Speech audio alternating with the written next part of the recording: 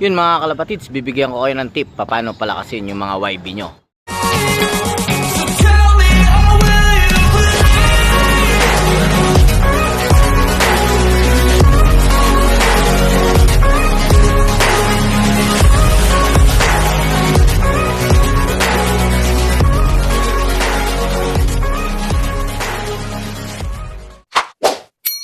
At yun nga, February na. Malapit na ang kakayahan ng mga summer. Kaya pinapalakas na natin ang mga ibon natin. May mga technique dyan kung paano ang gagawin natin mga kalapatids. I-share ko sa inyo paano gawin para palakasin ang mga katawan nila. At kung ano yung mga ginagawa, alamin nyo mga kalapatids. Bale, ito na yung mga YB natin mga kalapatids. At yun nga, bago natin nakyat dito yung mga yan, na-vaccine na yan mga kalapatids.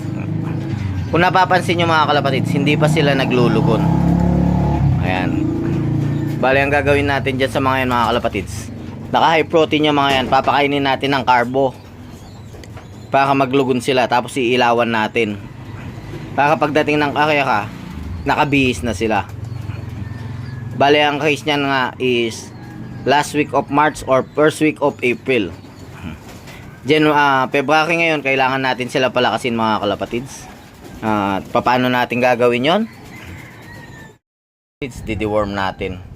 Flushing, upper, lower, 21 days, 21 days, 7 days upper, 7 days lower, then 7 days na anti-canker mga kalapatids. At yun mga kalapatids, basta makikita nyo 21 days dun sa vlog natin.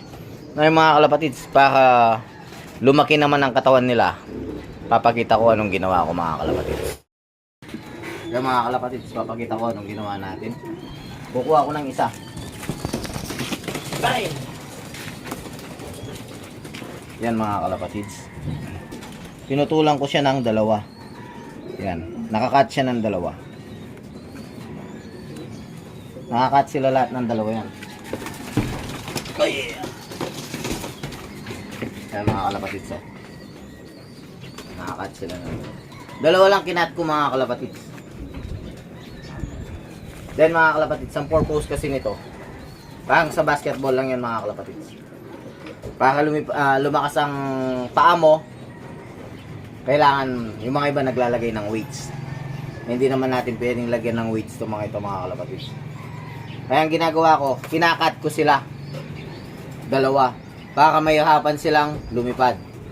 Then pinapalipad ko sila 3 beses sa isang araw, umaga, tanghali, tsaka hapon mga kalapatids. Kailangan nga nila yung mga yun. Pero nakakalipad sila mga kalapatids, maski cut yung dalawang feather nila sa dulo.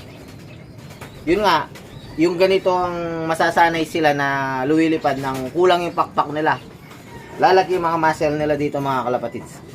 Masasanay sila na ganun kabigat yung kampay nila. Pagdating ng araw, kumpleto na yung pakpak nila, yun mga kalapatids, makita nyo kano na sila kalakas. At yung nga, yung mga iba naglugon na, yung mga iba hindi pa, papakainin nga natin sila ng carbo mga kalapatids. Yung mga kalapatids, papakita namin sa inyo, maski putol yung pakpak nila, gano'n sila kalakas lumipad. Okay mga kalapatids, papalabasin na ni Carlo. Yung mga kalapatids, papalabasin na ni Carlo. Ayan o.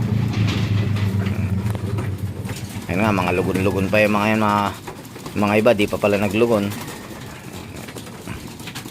Yan mga kalapatids, papalabasin na na Carlo yung mga ibon natin. 3 times a day nga yan, kumukonda mga kalapatids. Para lumakas ang katawan nila.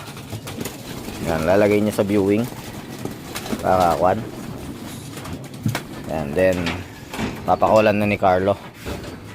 Yan.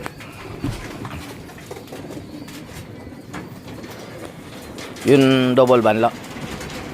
May isa dyan kasi na hinabol natin. Per viewing pa lang, hindi natin pwedeng isabay. Yan hanapin ni Carlo para itabi. Then yung nasira nga ang pakpak, hindi na din natin kakakayan.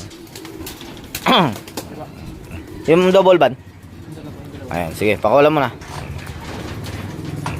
Ayan, tignan mo, lilipad na yung mga yan. Ayan sila. Ayan mga kalapatid. Ayan, putol pa yung mga pakpak na yan. Tig dalawa ang putol nila mga kalapatids. Oh. Ayan mga kalapatids. Oh. Ayan sila oh. Tingnan nyo oh. Kataas na nitong loop natin pero kaliliit pa nila oh.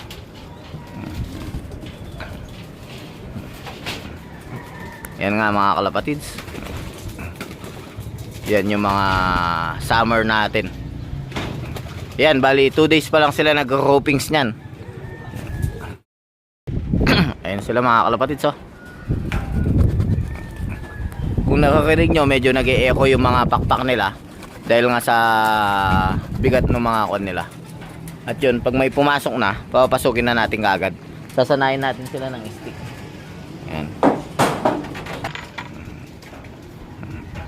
Yung mga kalapatids ayan. Hindi natin sila pino-force fly. Kusang lipad muna nila. Pero 3 beses. Dahil hindi sila pwedeng first sign kagad mga kalapatids. Dahil medyo bata pa sila.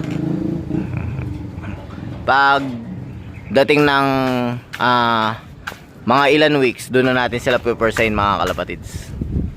Ayan sila oh. Ayan, ganyan lang ang pagpapalakas ng mga YB. 3 times a day, kung pwede nga 4 times a day mga kalapatids. Pero monitor kayo mga kalapatids, pwedeng tamaan niya mga yan dahil mga bata pa. Yung mga iba tinatamaan sila na go-going light. Kaya naka-monitor din kayo dapat mga kalapatids. Dahil di pa sila sanay sa puwersahan na lipad.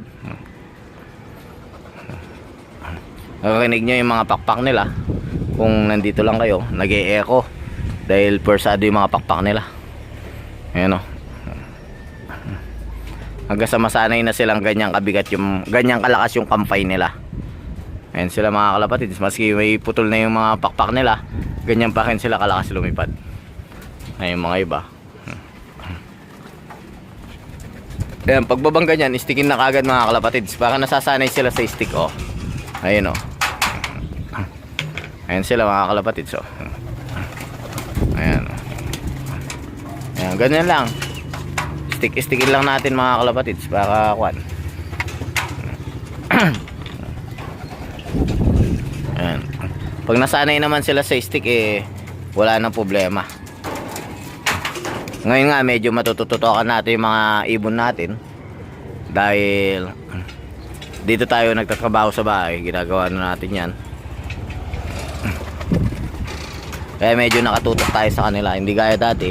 Hindi tayo dito nagtatrabaho. Ayan. Ayan pa yung mga iba mga kalapatids so. Oh, ayan yung isa oh. Ayan. Ayan nga, doon si Carlo, ini-stick niya doon. Oh. Masasanay din sila sa stick. Sa una, mahihap. Pero sa pag-iibon naman talaga is tiyagaan lang talaga mga kalapatids. Ayan sila oh. Bali, ang club ng mga ito is CTPR, DCRPC at GRPL.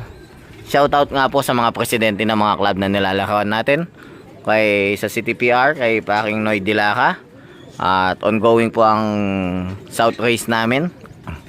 Kay Paring Roland Guevara, DCRPC. At may palaro po siya ng Norte ngayon. Then kay Paring Emmanuel Rason, may pa 3 laps siya. At yun, good luck sa mga palaro nyo. At salute kami sa inyo sa mga nagpapalaro ng patas at malinis na laban. Ayan sila oh. Ayan oh. Maski dumapo dyan, istikin lang ni Carlo, bababa na sila dito. Ayan oh, bababa sila oh. Oh, nasanay kasi sila sa stick. Hindi gaya dati, pupunta sila sa akasya mga kalapatids. Ayan sila. Ayan. At yun nga mga kalapatids, ganun lang ginagawa. Yun mga kalapatids, ganun nga yung paano natin pinapalakas yung mga ibon. Then before club training, nagbibigay din tayo ng supplements gaya ng lactamino para sa muscle builder nila. para lalo niya lang mag-improve yung mga muscle nila. Nagbibigay tayo ng Lactamino, then nagbibigay din tayo ng electrolytes kung kinakailangan lang. Then every Monday nagbibigay tayo ng pang-upper, then sa susunod lower, sa susunod na Monday upper, sa susunod na Monday lower. Alternate lang nga mga kalapatids para masigurado lang natin na healthy yung mga ibon natin. Yun mga kalapatids, maya konti papakita ko sa inyo yung mga entitled dun sa mga sa parapol natin bukas. Sa mga hindi pa entitled, pwede pa kayong humabol. Basta please subscribe, like and share Brylop Official. Then paki-follow na din yung FB natin, Derek Domingo, at saka yung YouTube page na yung page natin na Brylop Official. Then paki-screenshot na lang o screen recording na nanonood kayo ng video natin. Okay mga kalapatids, update namin kayo mamaya. At ganun lang nga yun, papasukin na natin yung mga ibon. Baka papasukin pa ng iba. Tsaka na natin pakainin mga kalapatids. Yun mga kalapatids, bali ito na yung mga entitled sa parapol natin bukas. Tingnan nyo kung sino.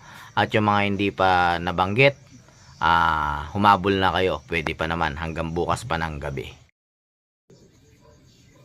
Marian Escalona, Eric Zita, Saison Aldrin, Bernard Ramos, Yasa Olagram, JL Alera Palikam, Onin Dizon, Mart Panlilio, Austin Rivera, Romel Ramila Zunegia, John Kennedy Agnes, Kevin Guevara, Jelly Dator, Scott Mendoza, Yenyen Soriano Ostero, Alan De Vera Astronomo, Melo Bobot Perez, William Garcia, Ruben Gandula, Adrian Miranda Guansing, Jason Almazan, Roel Fontanilla, Rael Andre, Edison Tan, MP John Calapati, Erwin Evangelista, RJ Manlongat Quinto, Shaygiro Lourvi, Mark Anthony Ferrer, Jomar Kapinpin, Franz Gakutan, Adi Kalubayan, Judlak David, Jerome Chanilla. Yun mga kalapatids, yun na nga yung mga entitled sa parapol natin bukas. Good luck sa inyo at sana madagdagan pa mga kalapatids. Sa mga hindi pa nakapag-entitled, gawin nyo lang, follow mo yung FB ko, Derek Bryro Domingo. Follow nyo yung page ko, Brylop Official. Subscribe kayo sa Brylop Official.